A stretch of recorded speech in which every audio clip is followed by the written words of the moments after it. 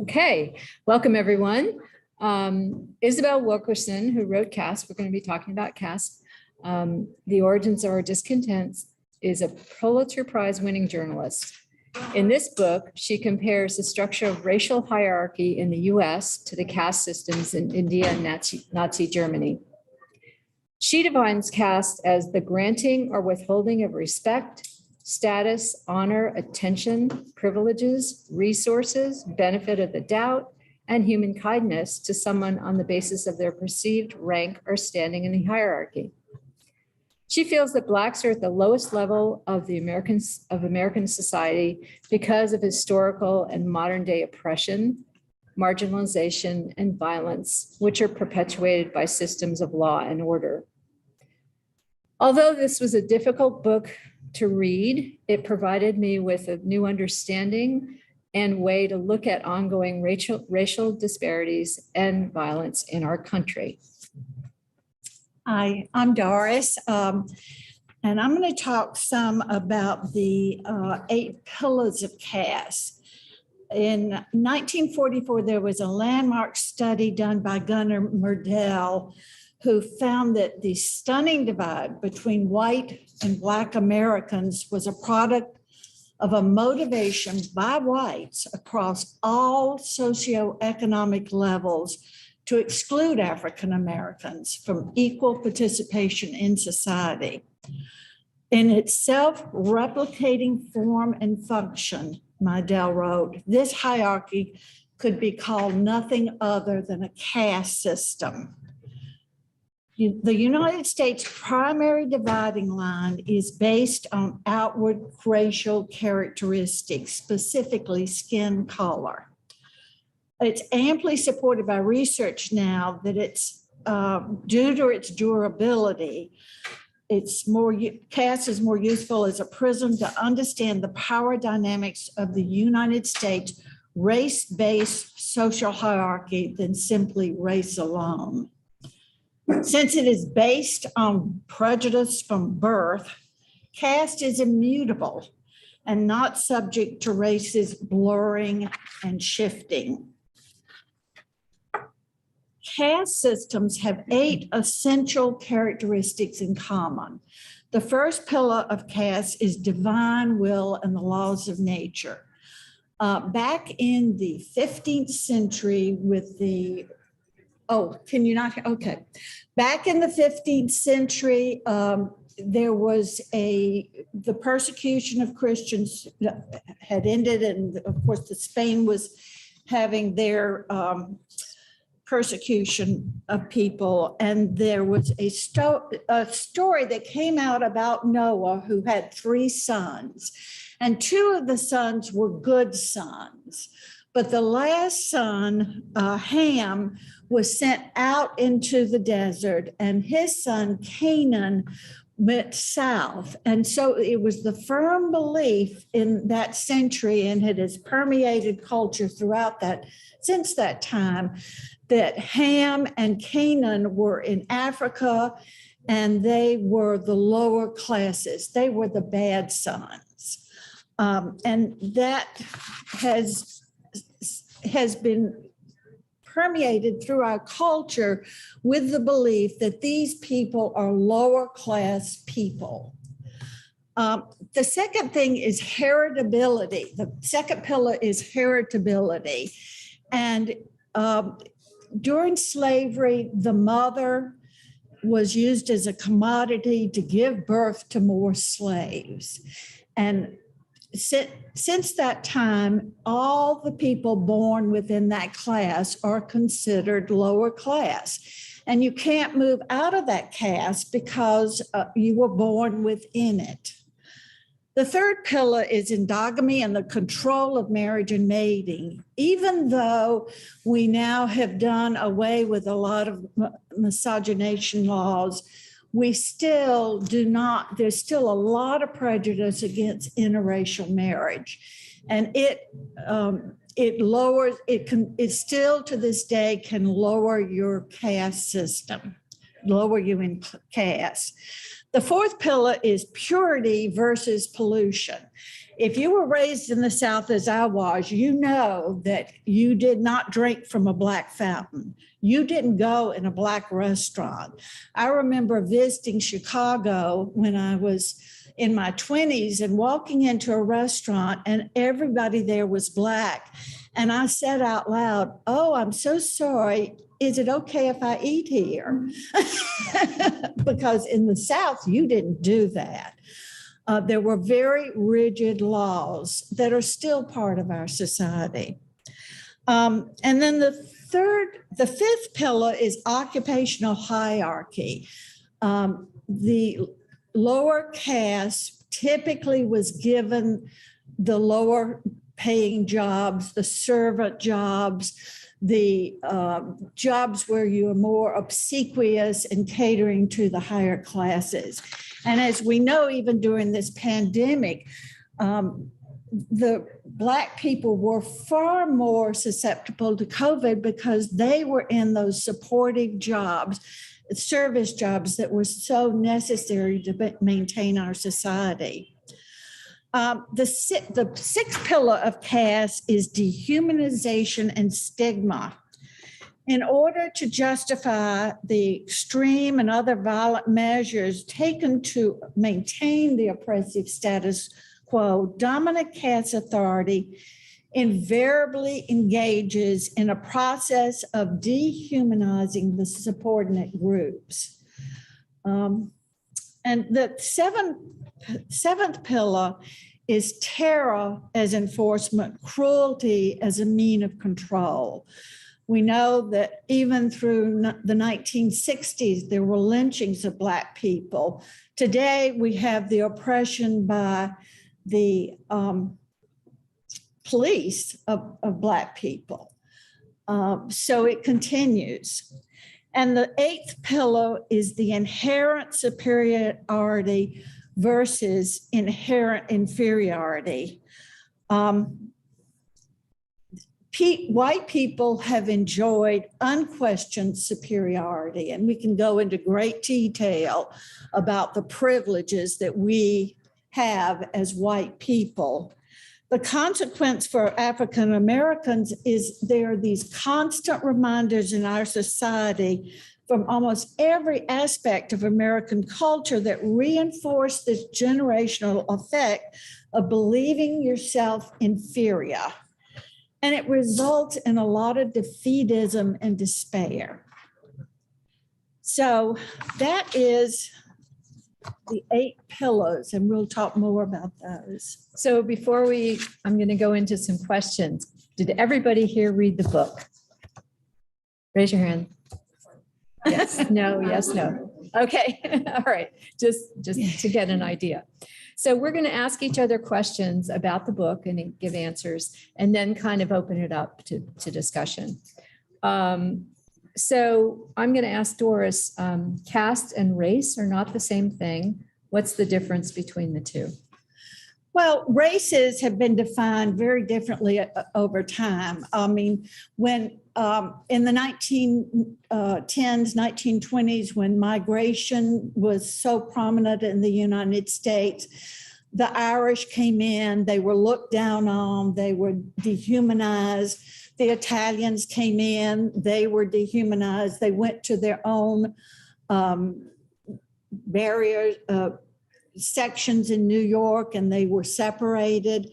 But over time, because they were white, they were able to intermingle with all of American society. But Black people today and in the past have constantly been in an inferior race. And in the United States, caste is defined by the inferiority of the Black race. So your turn. Oh, okay. How do casteism and racism support each other? So if you're considered white, based on your appearance, you are in the dominant caste from birth. This can result in feeling threatened by anyone who you think is a lower caste or in a lower caste. So you have permission to look down on them, be a racist and treat them badly. So what we've seen is even people, white people who were in, in poverty, maybe in lower socioeconomic position, need someone to look down on. And so and that's what happened. Part of the Trump followings, a lot of people that followed Trump wanted to look down on other, people and wanted to have someone to be a scapegoat. And so that's what they did. They treated those Black people as the bad guy, and that was, I think, the rise of white supremacy and everything. But that's ongoing, but it was very obvious during during the Trump time. So Still is. still is, yeah, unfortunately. Okay, Wilkerson begins the book with an image of one lone dissenter amidst a crowd of Germans giving the Nazi salute. What would it take to be this man in America today? Okay, so I was supposed to ask you, but that's okay. Oh, I'm sorry. That's all right. Okay. So it means speaking out against the norm and fighting for justice, but it could lead to becoming an outcast, losing friends, becoming estranged from family members. It really takes a lot of determination and vigilance in making sure progress is made. And you could actually get killed, which is what happened to people in Germany and happens here, for speaking out. So I will ask you, let's see. It's pretty fast. Okay. 3, what are some of the elements required for a caste system to succeed? Terrorism from the dominant caste. And certainly we've seen plenty of that in American history. One group being superior to another and maintaining that superiority, keeping groups separate, the power of one group over another, and resources. Black people have been denied resources that we consider just perfectly common in our group. So you can ask me this one. Okay. Who does the caste system benefit? Who does it harm? Actually, I was going to ask you that one. You're going to ask me this one, Doris. Okay. Read your notes. Okay. Okay. How do casteism and racism support each other? So, Sorry. actually, that we already did that one. Oh, okay. Well, what am I supposed to ask you? Ask me this one. Just ask me and I'll answer. All right. Who does a caste system benefit and who does it harm? I think it harms all of us. I mean, it separates us from the other. And I think that the only way we can be truly soulful and be at one with others and with God is to love each other. And so I think it harms all of us. But certainly on a very basic level of needs, Black people have been impoverished by being in the caste system, being part of the lower caste. They've had to take jobs that were beneath their level of intelligence and ability. The example I think of is all our returning veterans after World War II. The white people were able to buy very good homes, live in nice neighborhoods. Banks wouldn't even loan back Black people homes. Men who came back from war and had dedicated themselves to 3 years of fighting were not able to get jobs. They had to go to work in lower paying jobs. So that's the main thing that has affected us. Okay, so if you could ask the group the number 16. Okay. So this is for you guys to answer. Okay, yeah, we're going to start off some questions with you all. Does the caste system lead to people how does the caste system lead to people justifying great acts of cruelty? Huh? Oh, here. This, I don't think it's Close work. to it, just point it. No, because somebody's going to be.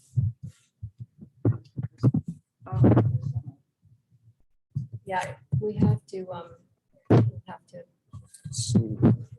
we can repeat the question. That's all right. We're just gonna repeat the I'll question. just talk. The procedure is, you want them to talk from back there? They can talk and we'll repeat the question Okay, or okay. the answer. Because we don't have a microphone for us, unfortunately. Okay, fine.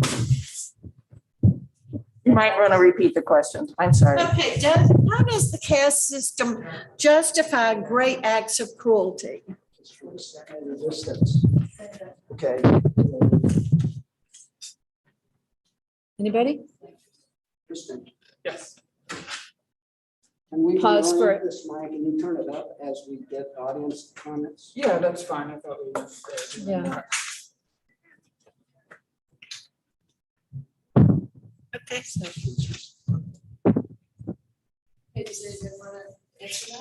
Stand up. I wasn't going to answer it. I'm supposed to be hosting. Sorry.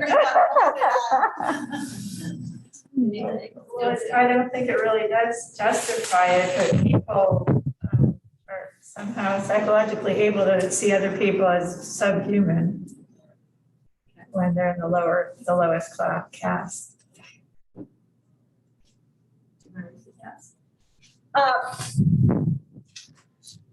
She was saying that it justifies cruelty because when you're in the lower classes, you're considered subhuman.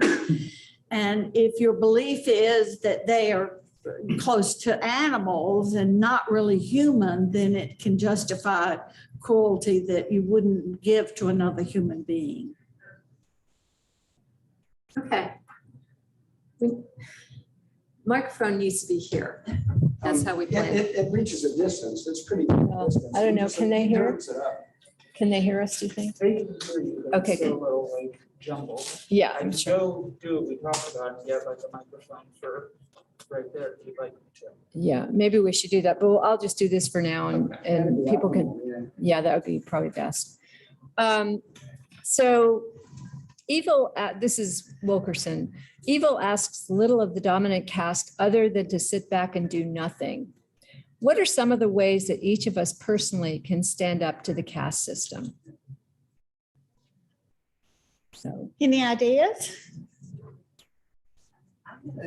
I've been at a book group twice about this, and a lot of people disagree with that statement because it takes active reinforcement, like designing the laws to, red line, or design the laws to not lend money, designing the laws to, all those kind of things, designing laws where you're segregated. So several people in our book group took exception to that evil does take action, not just sitting back. I mean, there are a certain amount of people that will sit back and do nothing, but those who are designing all of those things, that's action.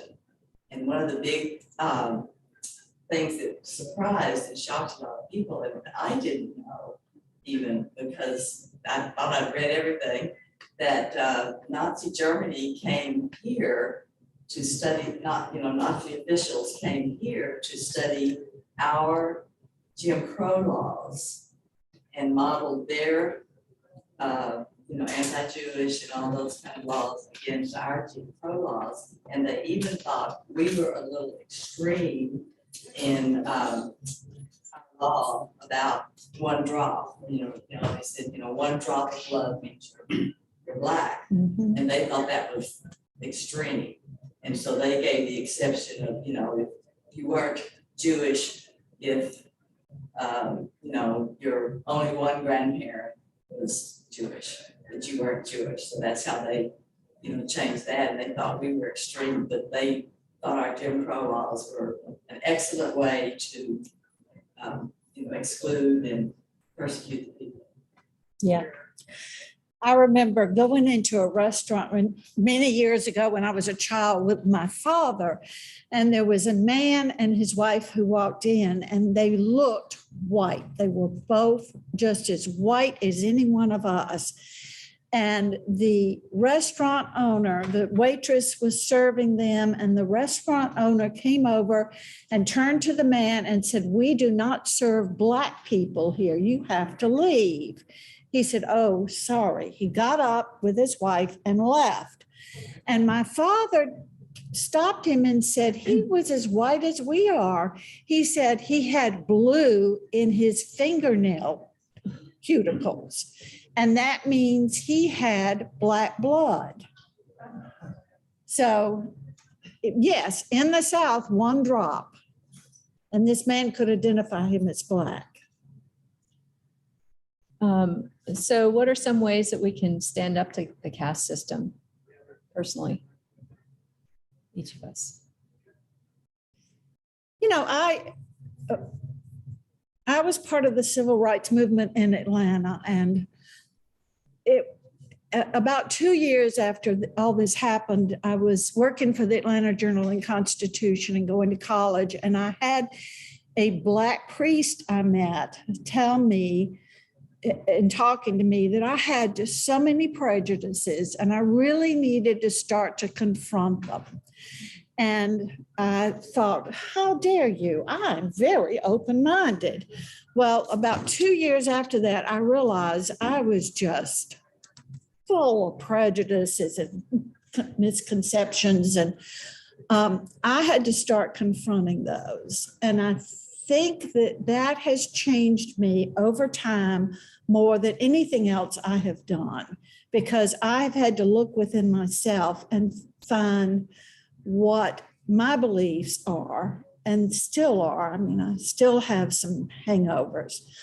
And I think in acknowledging the caste system itself and realizing what it has done over time to Black people and recognizing our superiority is really critical. It starts with each of us individually. And certainly we can stand up for Black people and join Black initiatives, but I think that we must start with ourselves first.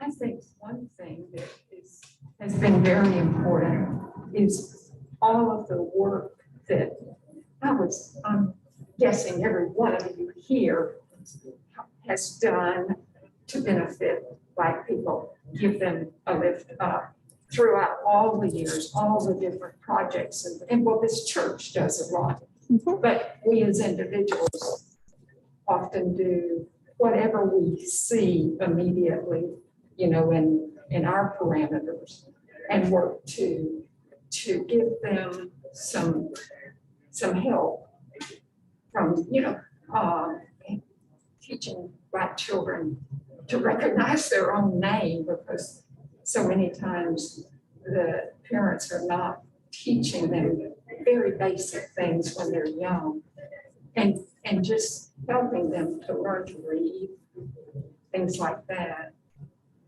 I do have to make a comment about Wilkerson. She's judging white people based on race, if you think about it. Well, I don't know that I would agree with All of that. us in this basket. Yeah. Well, I think that our dominant class is what she's looking at in the basket. I would disagree that she's looking at all of us like that. I think that she's just seeing that we have had benefits that as a whole that other races, the Black races, have not had. And I agree with you about looking at myself, because I know I grew up in a white community in the Northeast, and we excluded Blacks from our community. They were not allowed to buy homes. And I didn't know anything growing up. I just thought, oh, well, you know, Mount Vernon next door, they have a lot of Black people, but we don't, there's nobody in our town. But so I grew up, I thought I grew up without really experience any Black people. We had a Black cleaning woman. But other than that, I didn't know any Black people. I didn't know about them. And I thought, well, I'm not racist. I'm fine. But then when I started thinking about it, I was the type of person that would clutch my purse if I was in an elevator with a Black man, or, get nervous if a Black man got on the elevator. So I definitely have those biases. And even not growing up around Blacks, I don't, that's probably part of it, that I didn't really know anybody personally that was Black. And I still don't have Black friends. So I think it's very important to look inside ourselves and figure out where's our bias and how is that manifested? Yeah, you mentioned, how am I a racist? I grew up in a small community in Canada, and I never met a Black person until I went to college.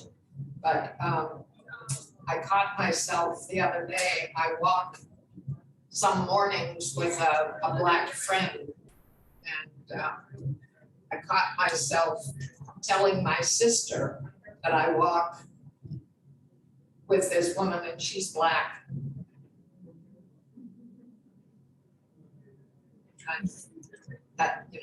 I'm so cool. Right. Whatever it was. And I had Racism in there. Yeah, I had a similar, I went to Obama's first inauguration with a friend and I thought, wow, that's pretty, wow. I was like, oh, wow, this is cool. But I mean, it was really cool. But as far as feeling like, oh, I'm recognizing a Black president, I'm there, I'm supporting him. And, because I'm doing this, I'm not racist, but obviously am. Well, I grew up in Gainesville, Florida, in high school. I never had contact with a Black person. I was aware of the drinking fountains labeled whites only or whatever they were. I never had contact with a Black person, no. Huh. So there you are. They were around. I guess they were sort of invisible. So They still are.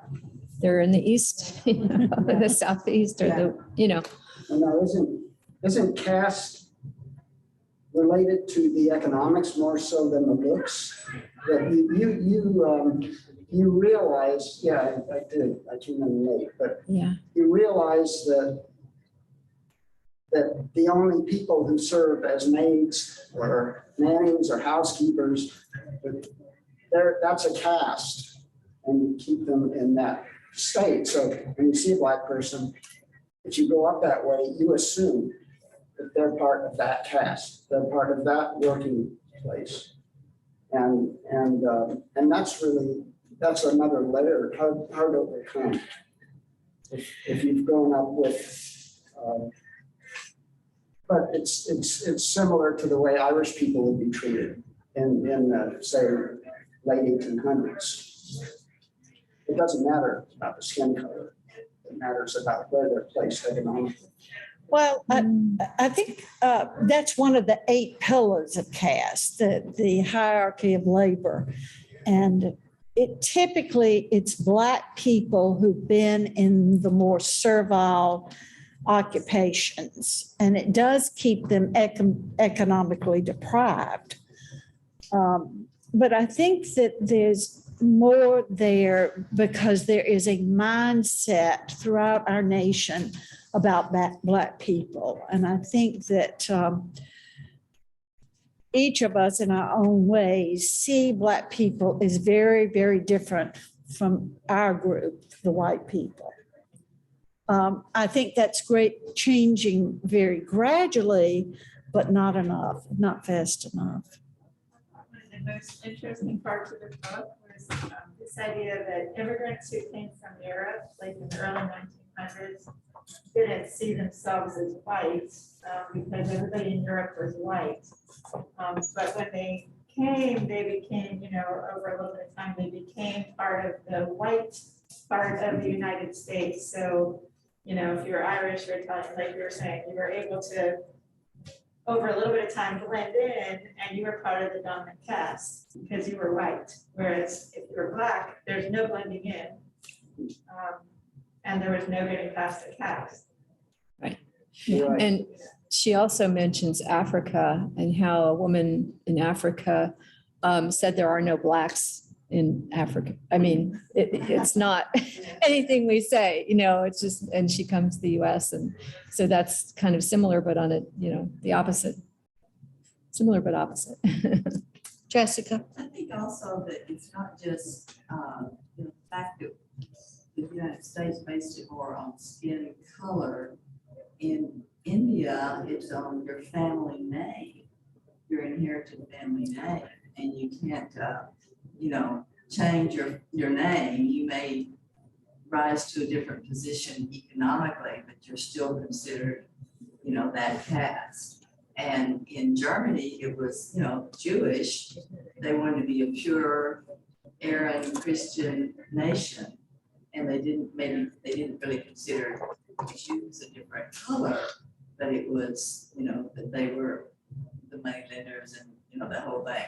But, I think America's history is unique, and that's what she's trying to point out, that all of these factors together come together and, banks have cooperated, county judges, you name it, it's more inherent in our system. There are 7 Black people in prisons compared to 1 white person, which is pretty astounding. And what's the percentage of the population? They have a much lower percentage of the whole population, which makes it even worse. Yes. The ratio, yeah. I read this in the New York Times, and I'd like to ask you this question. The New York Times review says that caste seeks to shatter a paralysis of will. What do you think is meant by that? Paralysis of what? Will. It tends to, people who are consciously placed in, say, a lower class no longer have the inducement to have a will to move up. And so now, economically especially, there's no inducement for them, that they don't see the possibility of rising in economic terms, and thus they're kept in a caste. They're kept in a lower class by that assumed absorbed type of attitude that has been placed on them basically by the way the society's. Right. Yeah, I mean, we always tend to, one of the prejudices that has been so much a part of our society is that Black people are lazy and that's why they're poor. But the truth is they have been kept in the lower jobs, more servile jobs. They tend to be essential workers. Even when a Black person was well educated, it became much harder to get a job in their particular profession. Hopefully that's changing more.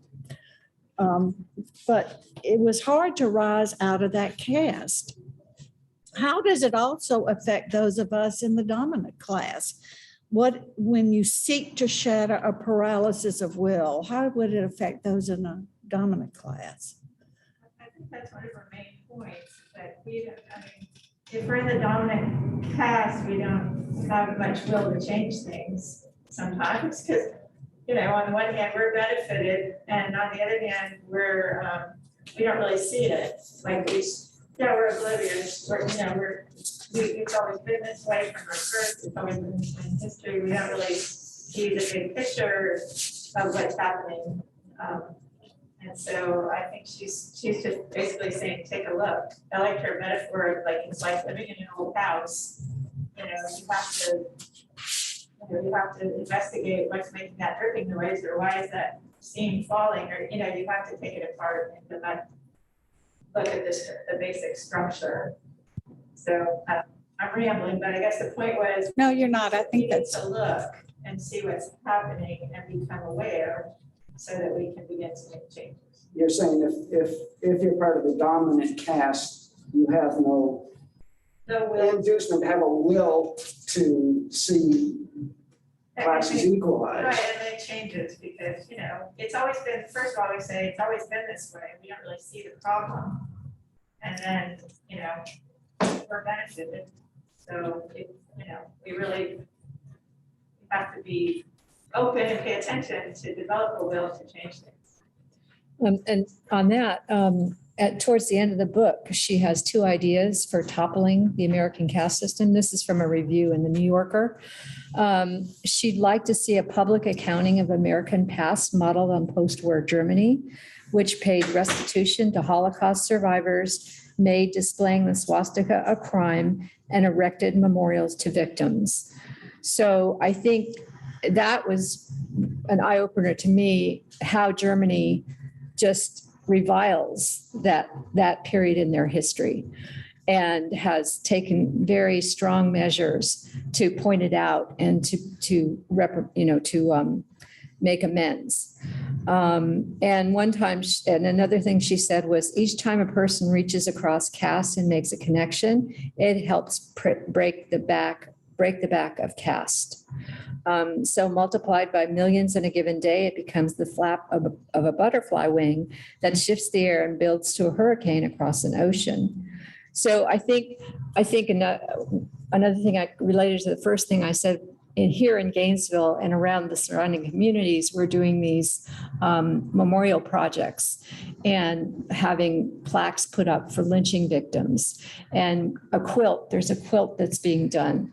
I'm not on the racial justice committee, but you guys know more about that than I do. But so there's a lot of things that we're doing right here in Gainesville, which she's kind of referring to.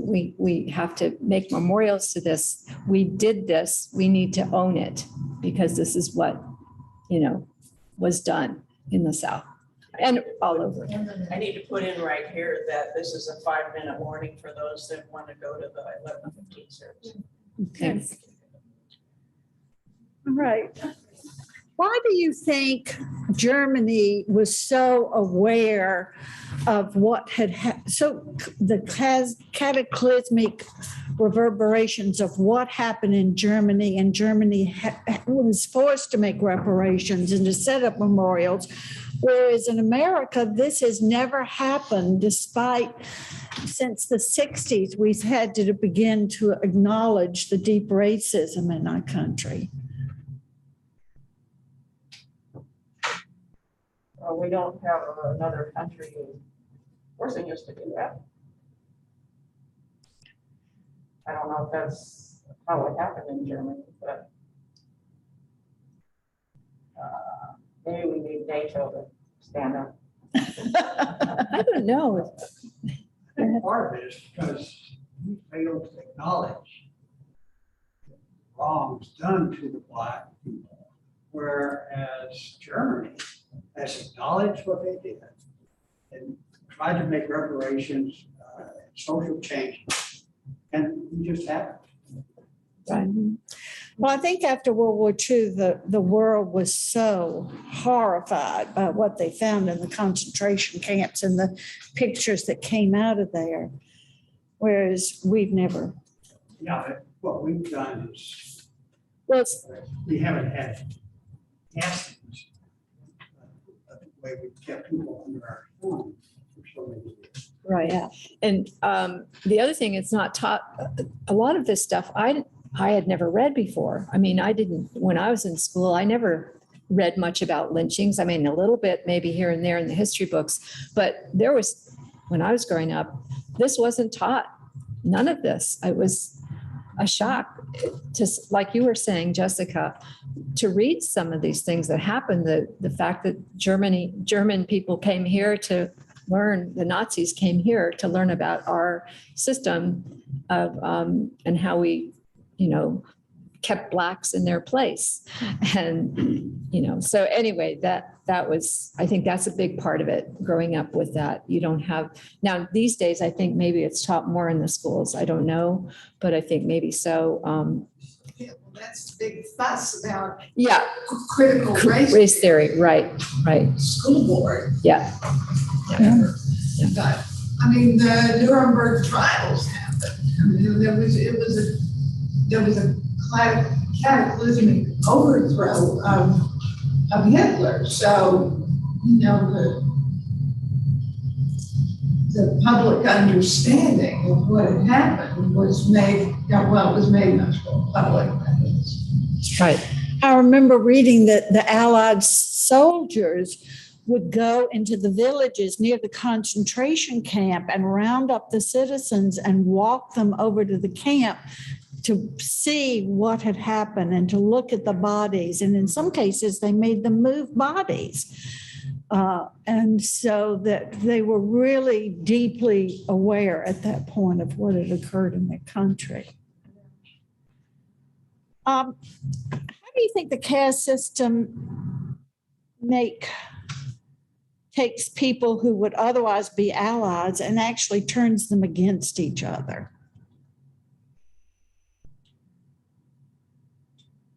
Two minutes? Oh, okay, we've got 2-minute warning. I think everybody's already left. Yeah, we go till 11:30 now, so, yeah. Yeah, because we started at 10:30, so, I mean, but we can end it whenever, but. Anyone want to take that one on?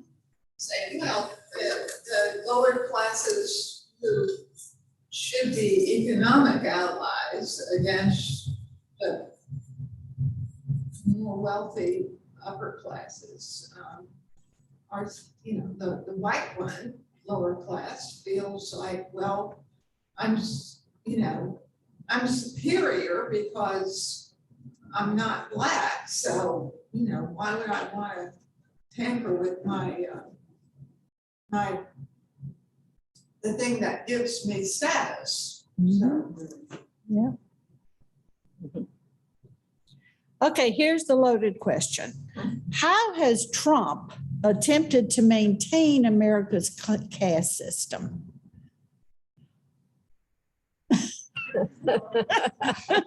Loaded question. Yeah, I know. The appeal to, people at the border, banning Muslims, and, some Sharia law is going to take us over. All of that, is how, and not just, of course, he'll say maybe the Black people voted for him, but it's just, it was, such a shock to hear all of that rhetoric. And it just got worse and worse and worse. You were wanting to exclude, the kind of country. He didn't want any of those countries being able to immigrate here because they were terrible countries, and all of that rhetoric just hit a chord with a certain, amount of people. And I think it was primarily for retaining status as a white person. The hierarchy, yeah. See, Trump was, yes, a horrible, horrible person. He still But is. The way the Republican Party in general has moved towards his position, I think shows that the problem is much deeper. Absolutely. Yeah, and the reason it's deeper is because of the proportion of the population that I think a great many of his base consists, a great deal of it consists of people who feel themselves repressed, who themselves feel disadvantaged, and of a caste lower than the experts, for example. People like me who have received multiple college degrees, people who've even been to college. A lot of his people consists of people who feel like they're disadvantaged due to and so they, like you said, they then need to form a caste that looks down upon other people. They're immigrants, for example. But, yeah, he fed on their fears and put them down. So I can hold myself up. And I think that's Trump. He has to put other people down so he can feel up. Whether he had a bad relationship, you can, Well, go yeah, back to his childhood, and he's playing it out in the country. and I think, and another thing that is the fact that we are going to be a minority. Whites are going to be a minority. I forget the year, it was in the book, but I don't know if anybody remembers. 42. Yeah, so 42. I think that's another fear that people have, that, oh my gosh, these people are taking over, these Blacks and Latinos and all of this. So, Well, economically, you see that, a lot of people who have a lot of money have supported those ideologies because, they don't want to be taxed. They don't want to pay, they like a low tax rate for themselves. In the 50s, when we were growing up, what was the tax rate? The marginal tax rate. It was Marginal. market. It was up to that. Yeah. For sure. It could go up to 90%, 90%. and now it's, and now, I think that has a lot to do with it. Wealthy people do not want to pay proportionally like they used to. And, we wonder why, the 50s were golden. Well, I didn't think they were necessarily golden, but economically, they certainly were. And we funded infrastructure and all that. And there were still a lot of rich people, but not as compared to today. Well, and Trump certainly supported big business. I mean, he decreased taxes substantially on corporations. And so those who were very wealthy benefited. Yeah, it's more than Trump. Right. An ideology. Easy person to point to. But there's majority of the Republican Party feels the same way he does. That's the problem. I agree. He took advantage of a great deal of the underlying feelings of people that already existed. He didn't produce anything. He took Started a Tea advantage of Party. it. Yeah. In my opinion. mhm. Yeah. But also he connected and encouraged the white supremacist groups, go back to race again, but that's a big thing that he does. They're Yes, good people on both sides. yes, his comment Yeah. after Charlottesville. Yeah. Do you have any questions, or you going to? No, you go ahead. Oh, Keep okay. that. All You've right. got more.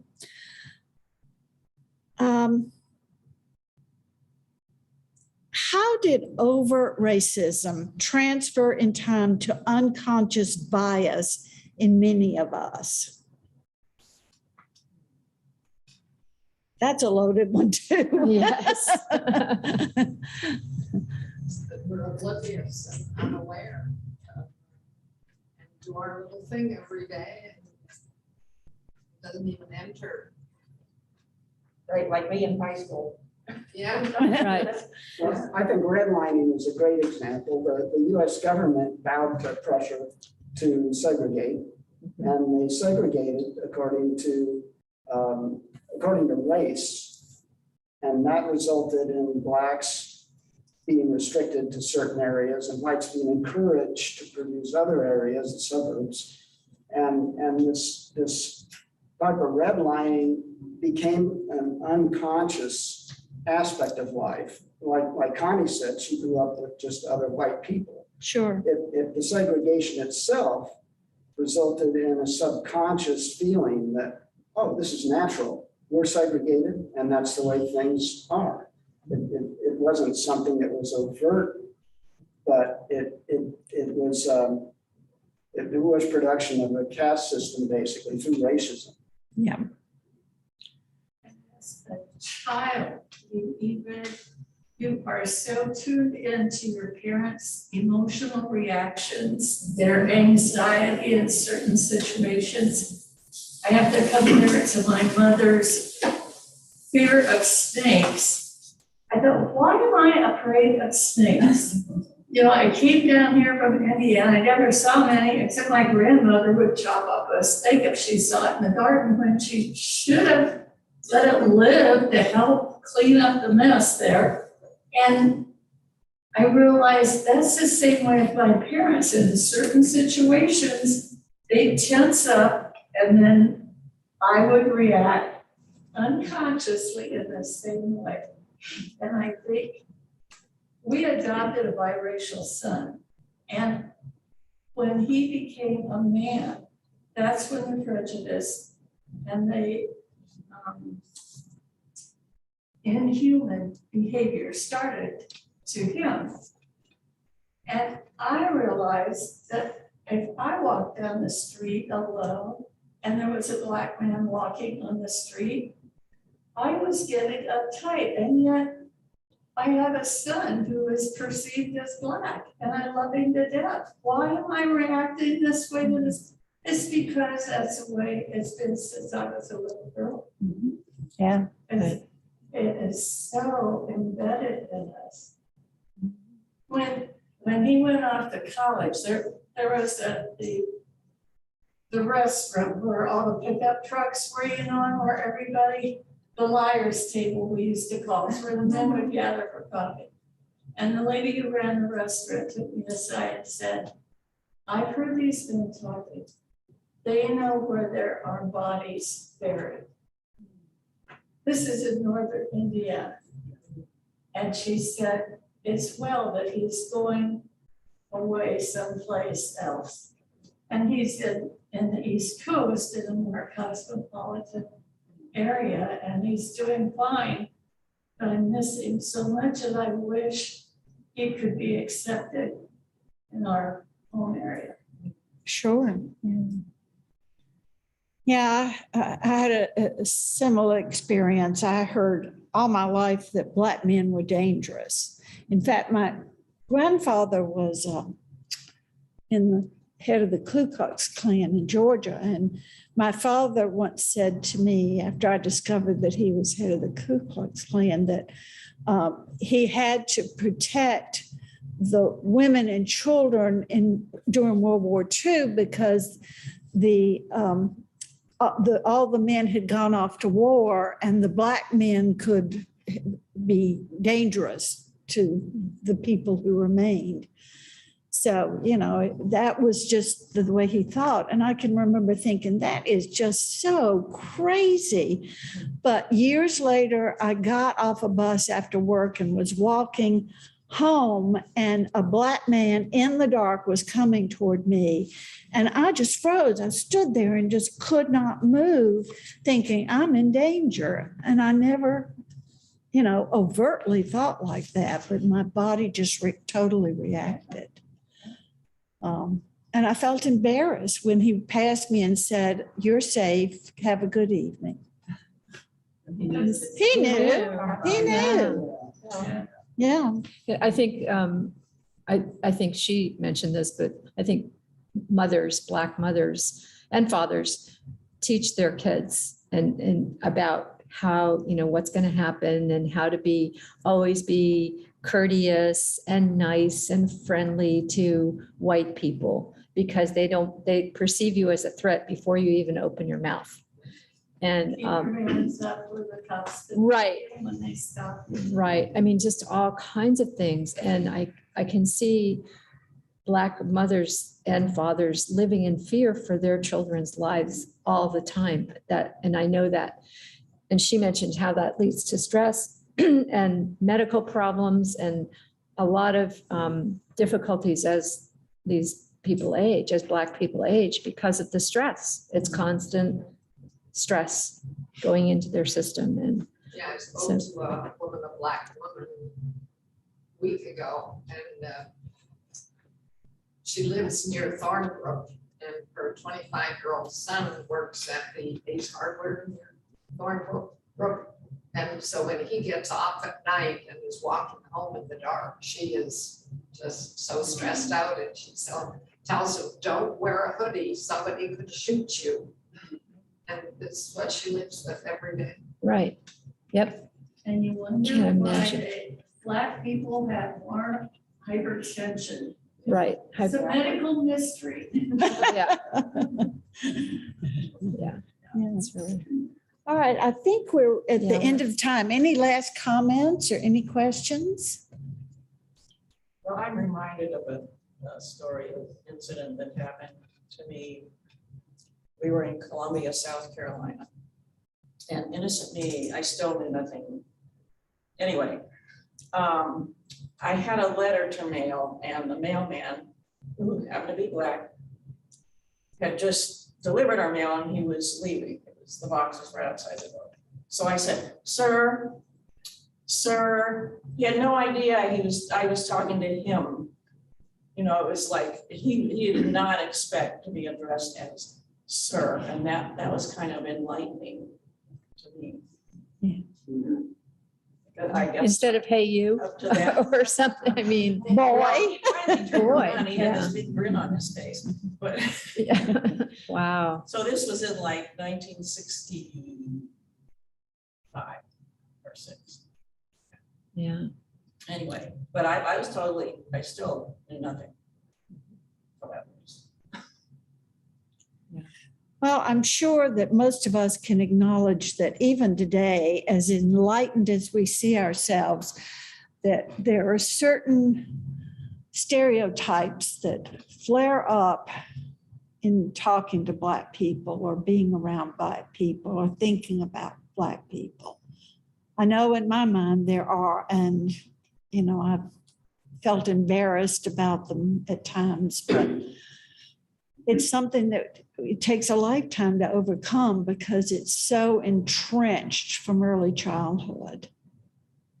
I think, you know, the best we can do is what we do with UCG and this, reading these books and talking about it. And I think, you know, I just think that that's how we deal with it, is just to try and overcome all of that. Outside of receiving a cataclysmic shock that induces us to change our mode of thinking. That, you know, like the war, World War II, for example. Yeah, I can get over the head. Yeah. So, Thank you all for coming. We Thank really you. appreciate it. thank you very much. That was a hard book to digest and also summarize in 1 hour. I read part of it. I couldn't make myself read some of it, so I got it on tape. Then I couldn't stand listening. That was, yeah. I had to skip. My stomach, you know. I just skipped a lot of it. Yeah. So I think we had 11 participants. Plus the two of you. I didn't count. I apologize for running out on you when it was time. to Oh, don't worry introduce about you. I haven't done this before, and I haven't been coming to the seminars, Thanks. Thanks.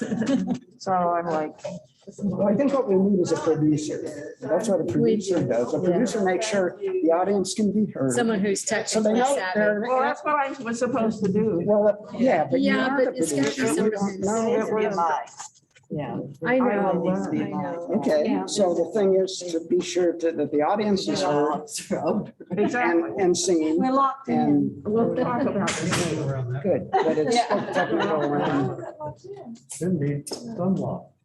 Yeah, I know, I unlocked it. I wonder if it's. That's all right. No. Oh, my word.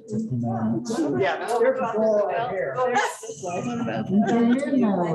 I thought we'd have a live mic. Let's see if we can. And this was not a live mic. It wasn't working. Well, at all. no one could hear us. I mean, it wasn't a mic that had speaker. It was just for the. It was just for the YouTube. right. That was the I You needed it like mine, yeah. yeah, so I was. Your husband uses groups. I know. That, I mentioned that it was in our community.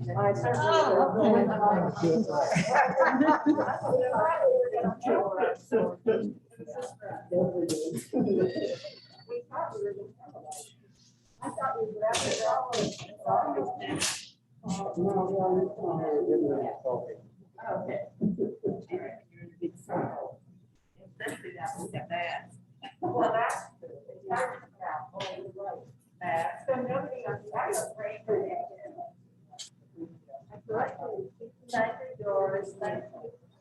Sure. It's the only session on this book. Thank you. There was a whole, so people were Okay, but now it's so. Okay. So are there any other reasons?